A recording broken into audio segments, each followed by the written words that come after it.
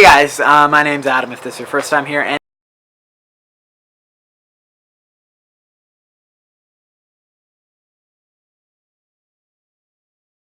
today I saw an article online about how millennials have overtaken baby boomers in terms of numbers. There's more millennials than baby boomers at this point in the world, and that's the first time that's ever happened, and I didn't really find the article that interesting, so I'm not going to talk specifically about that, but it did spark a few ideas about millennials, and I'd like to take this chance to sort of defend millennials because, as it would turn out, I am one, and probably you are too, even if you don't fit the sort of age demographic, because if you were born in 1982 or afterwards, you're considered a millennial, but really if you sort of consume a lot of online content and whatever, you probably sort of fit the mentality at least.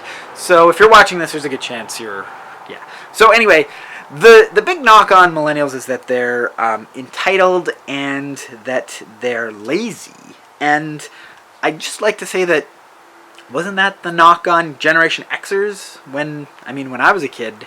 That was what I heard about them. And the other knock on Generation Xers was that they're apathetic. So I'd like to say that perhaps that knock or that observation isn't on a generation. That is on young people in general. And I'm sorry, young people, but, you know, when you're used to your parents giving you stuff, that's sort of the attitude that you're going to have, and eventually everybody outgrows it. But like I said, the added knock on the Generation Xers are that they're apathetic. I would say Generation Y, as I prefer to call them, or Millennials, are not apathetic. Sometimes they care very deeply, and sometimes they care very deeply only about themselves, if you've seen them on Instagram or whatever, image crafting, but that's not usually the case. Usually, in my experience, millennials tend to care about things that are greater than them. We've seen incredible changes in laws, and I mean that's not just because of millennials, but it's because of a change in thought towards gay people, gay rights. That's a lot to do with attitudes changing and becoming more liberal, which is one of the things that I think is true of millennials. And I don't mean liberal. I mean socially liberal. Even conservative millennials will tell you that I would expect that they don't care about, they do not care if a man and a man choose to get married. Whereas I don't think previous generations or older people have always held that belief, and I think most millennials pretty much have. Another thing is millennials have mastered one of the greatest tools in history. I mean, maybe fire has it beat, but that's the internet. We're the first generation that is teaching older generations how to do something. It's not uncommon if you've had this happen to you, you're a millennial. If an older person has come to you and say, how do I send an email? How do I, save a picture? How do I use iTunes? We're sort of the masters of this new and incredibly powerful tool that's out there. We're also more informed. We're probably the most informed generation because we can look stuff up. We have all information at the tips of our fingertips, or on our fingertips, right? So that's kind of cool. And the other thing is we're independent learners because we can go out and find information. We don't have to go to a library. We can sit in bed and be half asleep and find out anything we want, find the answer to any question. We have a bat computer. In the 60s, the most incredible tool was a bat computer. You could ask it any question and it would give you the answer. Well, now we have fucking Google and it's a bat computer.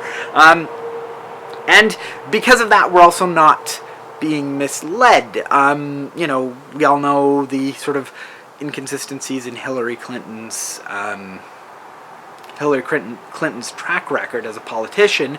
Now those are exposed. She can't say, I've always been for gay rights, because we have a track record. We can go back and see video footage of that. We're not forced to believe what the media tells us.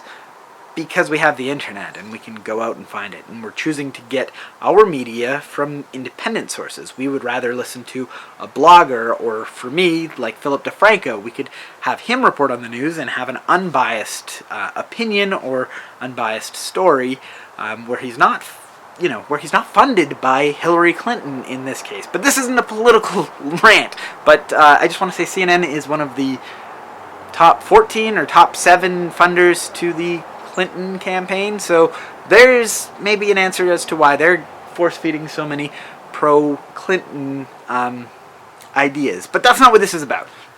What I'm saying is millennials are not reliant on television to tell them what to think. They can go out and find their own information and make up their mind for themselves. So we're not all that bad. The other thing that I did want to close with is there is a clip in the end of Step Brothers. And not to get a little too out there, but millennials have always found a way to hold on to their childhood. They've been able to read comic books well into their 30s, play video games well into their 30s, things that other generations are taught that they are supposed to just abandon at a certain age. Millennials have rejected that. They've decided that we're the adults, now we get to make up the rules, and those rules don't really make sense. No one is being hurt if I read comic books or collect action figures or whatever well into my old age, and we've continued to do this. And there is a clip at the end of Step Brothers where the older father is telling the kids that he always wanted to be a dinosaur and he loved playing dinosaurs, but work kept getting in the way. And he would encourage them to you know the clip. He would encourage them to find what they love and continue doing it. Find their inner child, or whatever the bullshit that is. And that's what I'm saying millennials don't have a problem doing. They've always sort of kept the fun in life while trying to balance their professional lives. And so maybe other generations are a little bit jealous that we've been able to do that. We reject the idea that we have to grow up, and we've found a way to manage our responsibilities and our fun at the same time. Anyway, that's all I'd like to say, and just hope that you guys will agree with me that millennials were not all that bad. Thanks for watching. Hope you enjoyed this video, and have a good day.